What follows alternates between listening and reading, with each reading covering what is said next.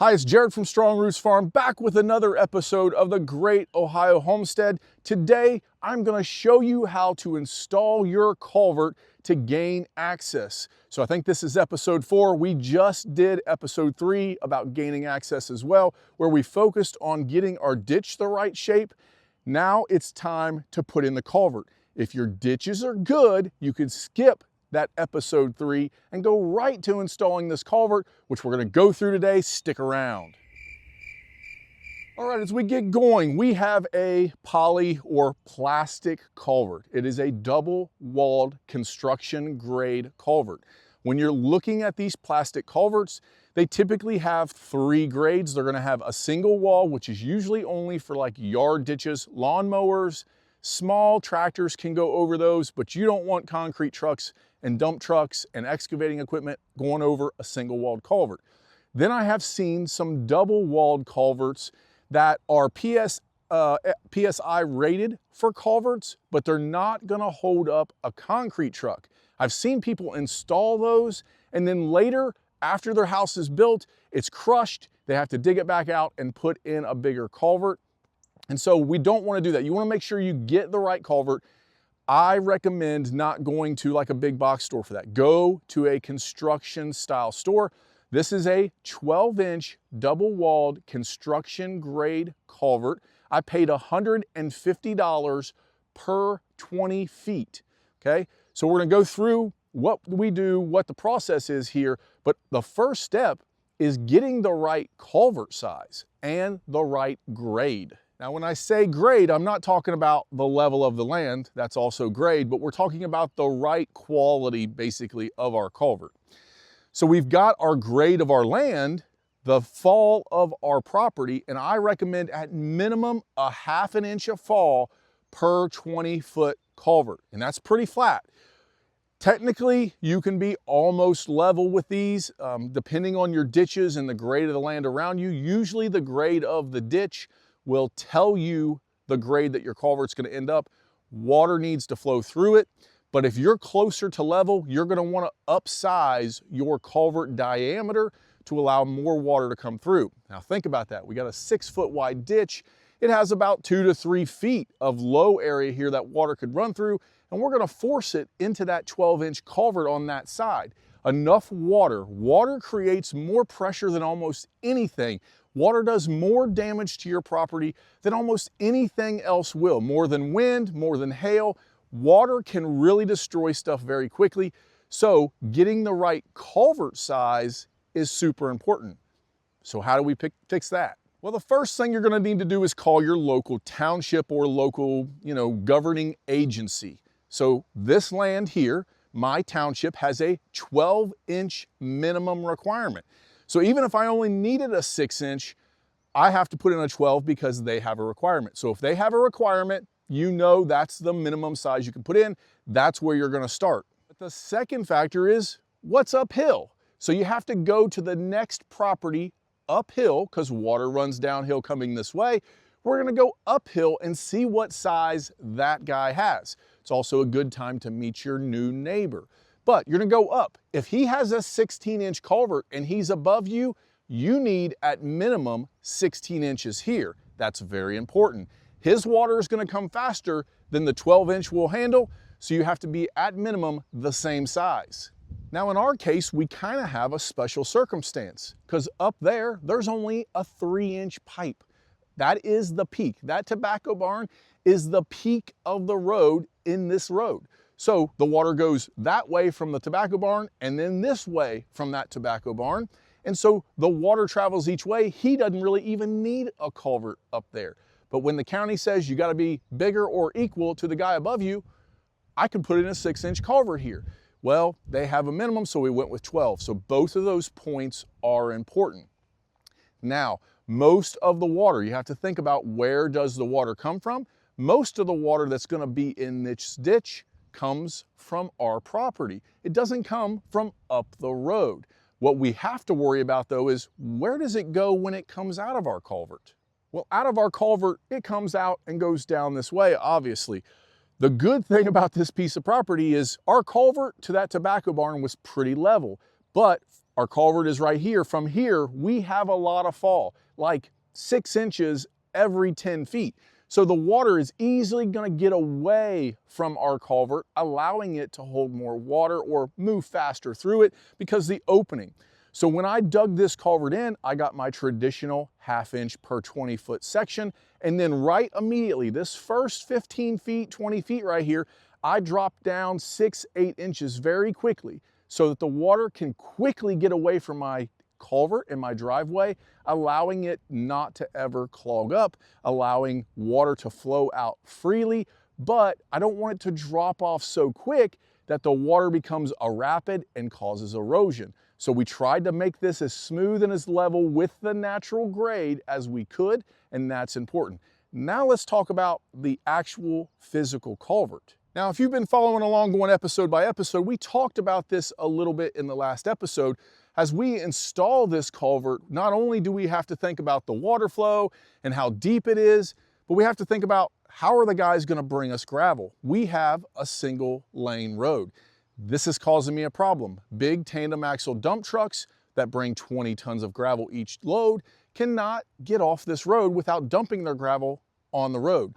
So I'm having to haul in this gravel with a dump trailer 5 tons at a time in order to get about 25 feet off the road to give them a safe place to swing off.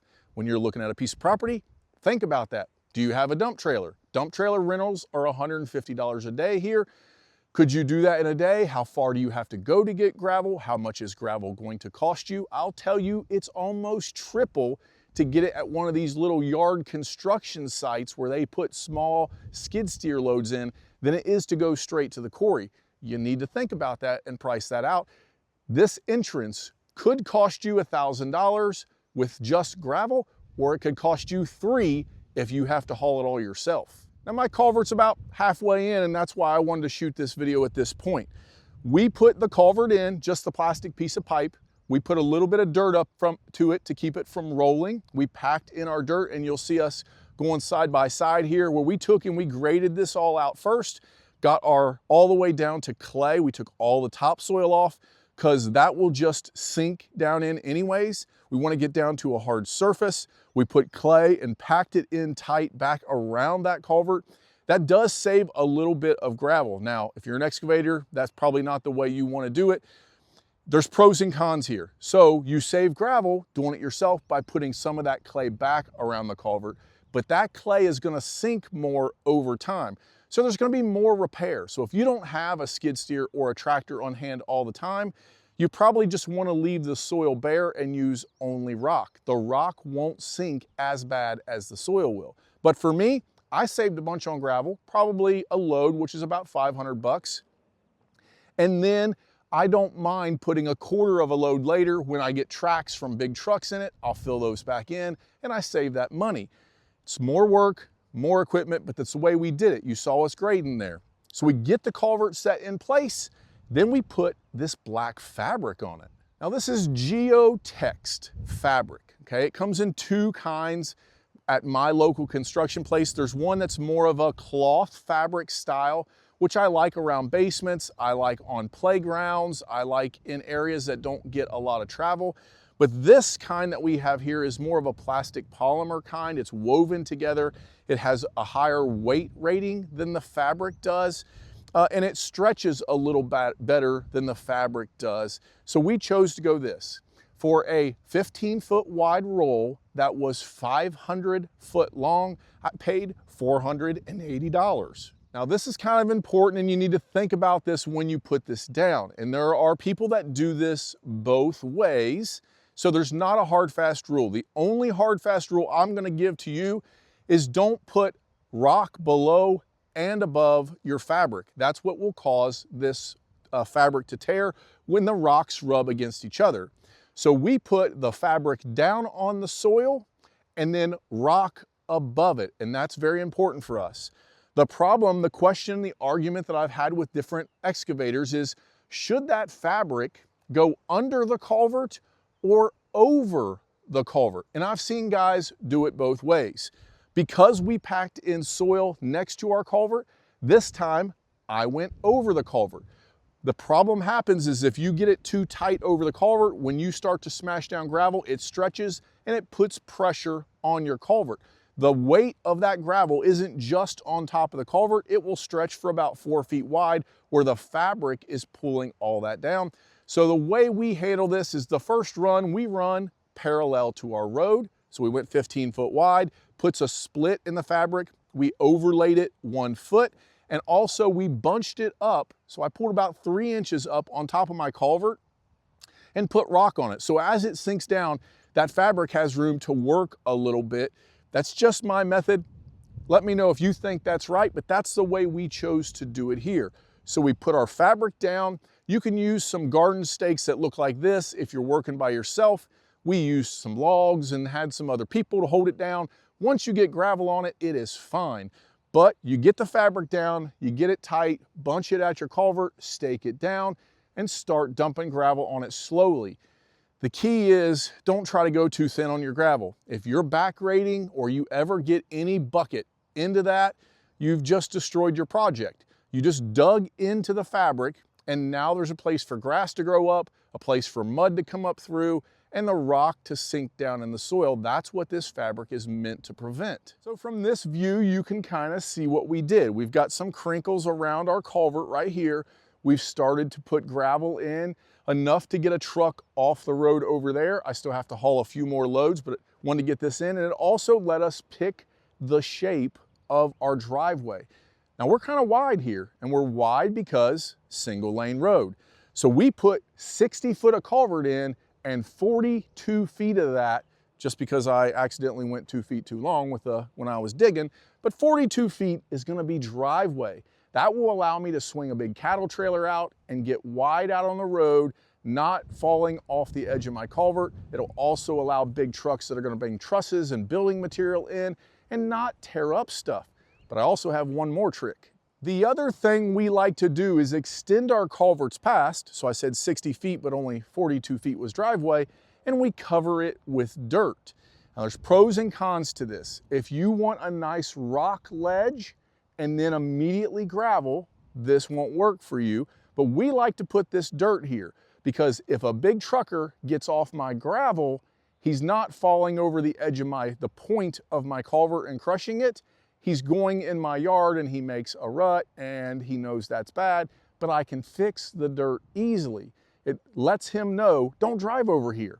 Plus it also, once you're built, it gives you a nice little place to put a sign or some flowers or decorative things like my wife likes. Now you may have noticed these stakes. These stakes are not our property stakes. We put these stakes out with flags right against the road to let people know, caution.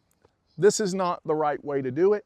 You should probably have caution tape up or road cones or something to let people know as you're driving along and texting, young girl, don't drive over here in my driveway that's a foot off the road and flip your car. So during construction, make sure you're concerned about that and think ahead. I would say legally, you could ask a lawyer if that's the right way to do it or call the county about it. But for me, I know I've at least tried to do something to allow people to know this is not safe to go off the edge of the road right here.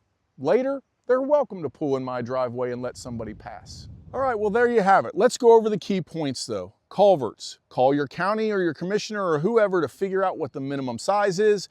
Go the same size or larger than the guy upstream. Make sure it falls a ½ inch per 20-foot culvert to give you enough flow out. Give yourself a nice wide ditch so the water can easily flow out.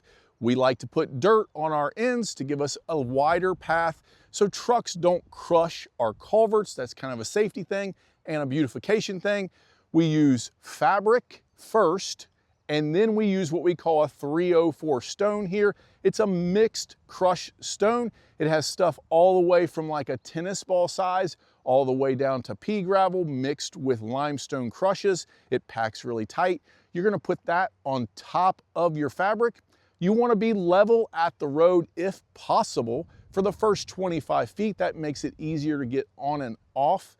And you wanna pack about 6 inches of rock on top of that culvert at minimum to allow the pressure to span out and not crush your culvert. When selecting the culvert, make sure you get the right size and the right quality or grade of a culvert pipe, and you'll do it right. So what did this job cost? Well, I told you I paid about 500 bucks for the roll of fabric, but that's gonna get me about 300 feet that way because I've got this wider entrance. I'll have to use some pieces there. The culvert pipes were about 150, I think it was 150 for 12-inch double-walled pipe, 20-foot long. I bought 3 of those, so that's $450, $490, somewhere between that range. So far, I've put 15 tons of gravel, but I would say a driveway this big, you're gonna need at least 40 tons or 2 truckloads. Around here, each truckload of gravel is about 400 bucks delivered. I'm having to haul it. If you have to rent a dump trailer rental could cost you $150 a day, but check with your local place. You're gonna wanna get a high GVW trailer. Mine will be 14,000, so I can haul about 5 tons of rock in it safely coming across the bumpy field. Don't like to haul more than that. I've already popped 1 tire, by the way. And you're gonna get this driveway in. So you got, I don't know, a couple $1,000 in just your driveway. If I was to hire this done, it's about 5K, and that's what you're gonna pay if you don't wanna do it yourself.